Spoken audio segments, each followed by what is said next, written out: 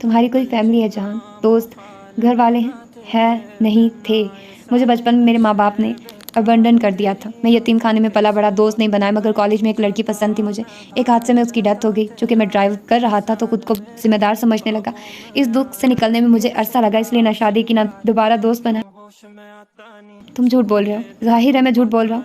मैं तुम्हारा श्रिंक हूँ, तुम मेरी श्रिंक बनने की कोशिश ना करो। सोचना भी मत कि मैं तुम्हें अपने बारे में कुछ बताऊँगा। मैं खुद ही जान लूँगी।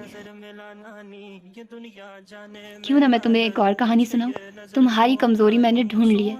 अच्छा, मैं जान गई हूँ कि तुम अपनी फैमिली का ज़िक्र क्यों नहीं करते, क्योंकि तुम मुझ पे या अपने किसी वर्क पार्टनर पे कभी भी भरोसा नहीं कर सकते। कब कौन बिक जाए, किसी को नहीं मालूम। मगर मैंने सोचा कि तुम अपनी बीवी या माँ-बाप, बहन-भाई, इन सबको इतना मख्फ़ी क्यों रखते हो? और तब मुझे ख़्याल आया कि तुम्हारी फैमिली में सिर्फ़ यही लोग नहीं होंगे, बल्कि कोई ऐसा भी है, जिसके लिए तुम खौफ़ज़दा रहते हो। इस तरह के कामों में तुम्हें सबसे ज़्यादा खतरा सिर्फ़ एक वजूद के लिए रहता है।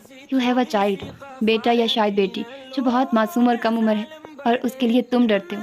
इसीलिए मैं चाहूँ भी तो तुम्हारी फैमिली का पता नहीं लगा सकती, है ना? फिलहाल तुम उन केक्स की फ़िक्र करो तालिया, जो कोई तुम्हारे नाम से बेचता है। तुम्हें कैसे पता इन साज़िशों के बारे में? क्यों चैतालिया, तुम किताबें नहीं पढ़ती क्या?